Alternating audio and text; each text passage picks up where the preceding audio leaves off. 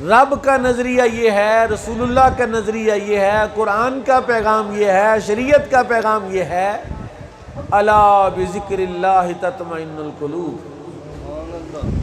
وہ بندہ جو سومنات کے مندر جتنا سونا جمع کر کے بیٹھا ہوا ہے، اس کے دل میں 1000 خدشات ہیں۔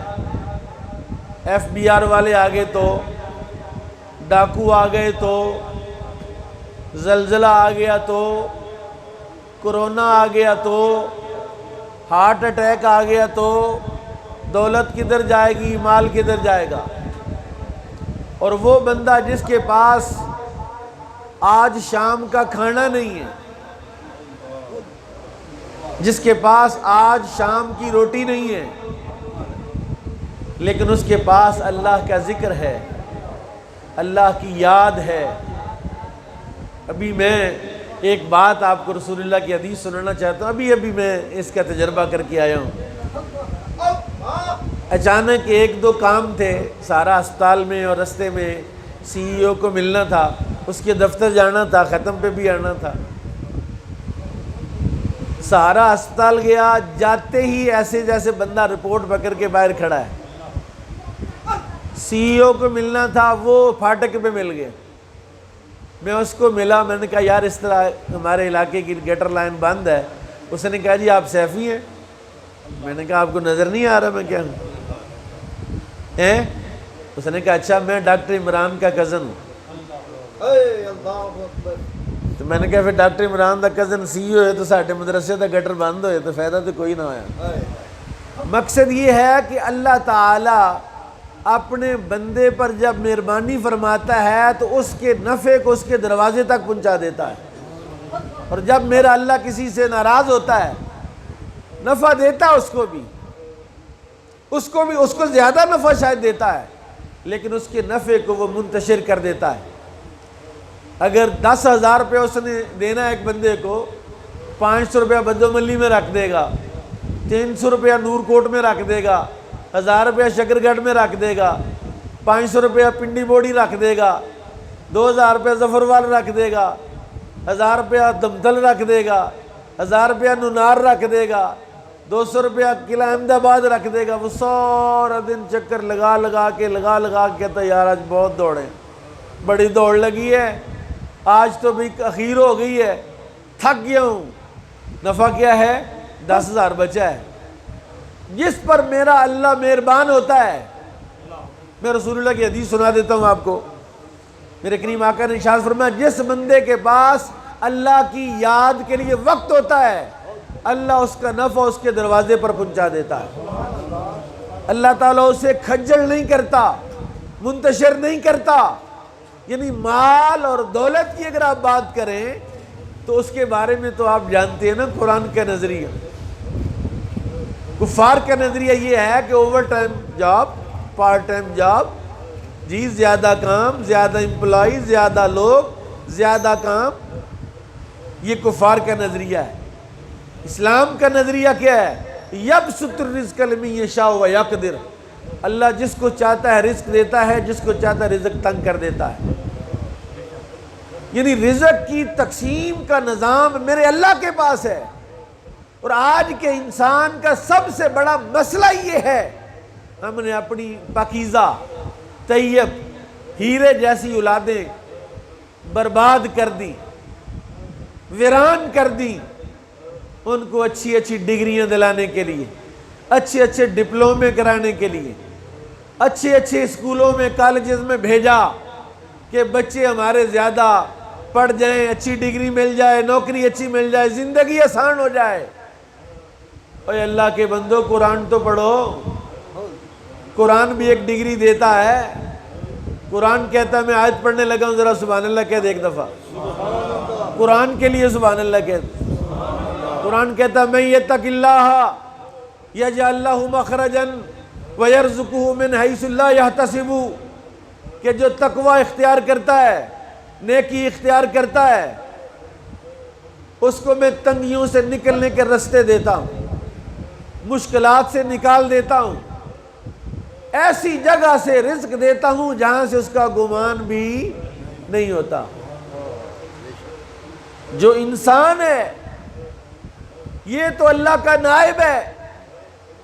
اللہ تعالیٰ نے قرآن میں کہا انی جاعل فی الارض خلیفہ، میں زمین میں اپنا نائب اور خلیفہ بنانے والا ہوں. تو کیا جناب آدم کے بارے میں کہا؟ کیا صرف انبیاء کے بارے میں کہا؟ نہیں، اللہ نے مطلق کہا انی جاعل فی الارض خلیفہ. جو بھی آدم کا بیٹا ہے وہ خود آدم ہے. ہر آدم کا بیٹا ایک مکمل آدم ہے، مکمل آدم. آپ اپنے ابا جی کا تصور کریں، ان کی کتنی اولاد ہے، ان کی اولاد کی آگے کتنی اولاد ہے، ان کی اولاد کی آگے کتنی اولاد ہوگی، دادے پردادے تک چلے جائیں. ایک بندہ ایک نہ ابتدا ہے نہ انتہا ہے، اس کی آگے اولاد ہے، نسلیں. لیکن یاد رکھنا اللہ تعالیٰ نے ہر بندے میں اپنا نائب بننے کی صلاحیت پیدا کر کے دے کر اسے پیدا کیا ہے. اب اسے صرف استاد کی ضرورت ہے. کس کی ضرورت ہے؟ نہیں سمجھے آپ بات؟ بھئی اچھا استاد مل جائے نا کسی کو بھی، ڈرائیور اچھا استاد مل جائے، ڈاکٹر اچھا مل جائے، پروفیسر اچھا مل جائے، لیکچرر اچھا مل جائے، ٹیچر اچھا مل جائے، وہ نمبر اچھے لے لیتا ہے. اس کی زندگی کی بہت ساری الجھنیں بالکل ختم ہو جاتی ہیں.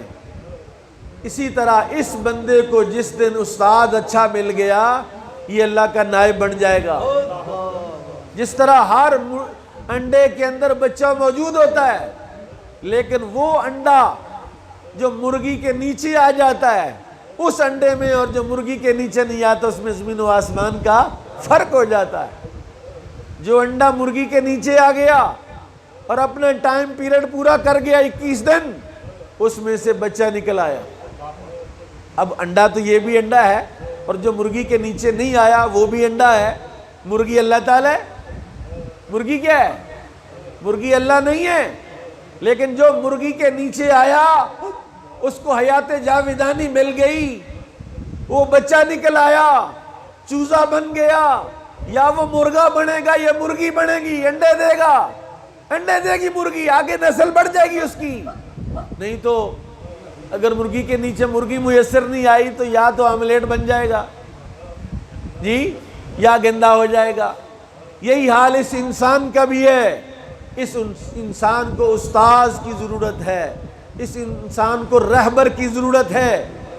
مٹی تو برابر ہوتی ہے نا، جو پٹھے میں مٹی جاتی ہے جس کی اینٹیں بنتی ہیں وہ تو مٹی مٹی ہوتی ہے. سچا بنایا، اینٹ بن گئی، بٹے میں چلی گئی.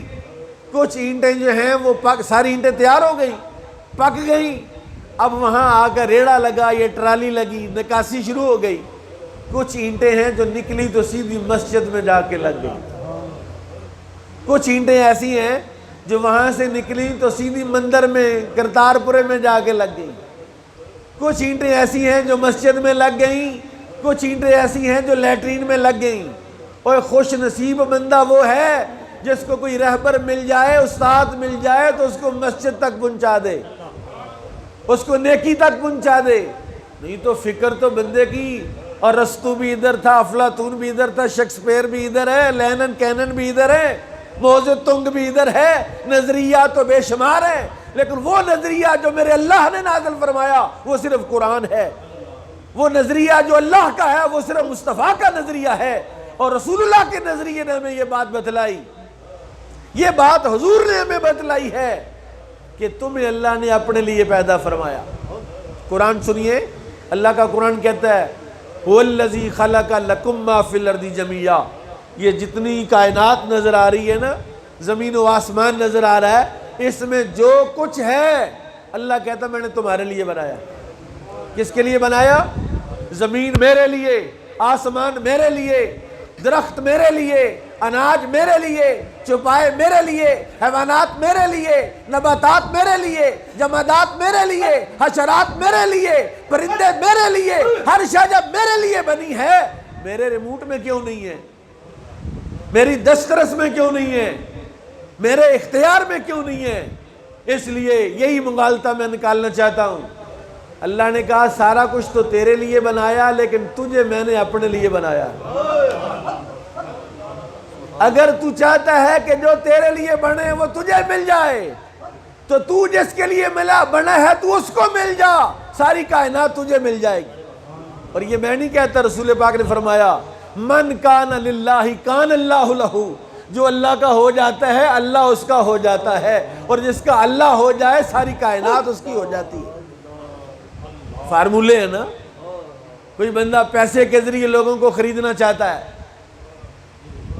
کوئی بندہ علم کے ذریعے اپنے جوہر خطابت کے ساتھ لوگوں کو اپنا کرنا چاہتا ہے، کوئی بندہ اچھی پروڈکٹ بنا کے اپنے کسٹمر زیادہ بڑھا رہا ہے، کنزیومر زیادہ کر رہا ہے، ریٹ کم کر رہا ہے۔ یار لوگ ہماری پروڈکٹ پر جو ہے وہ اعتماد کریں، اصلی ہوتی ہے، ایک نمبر ہوتی ہے۔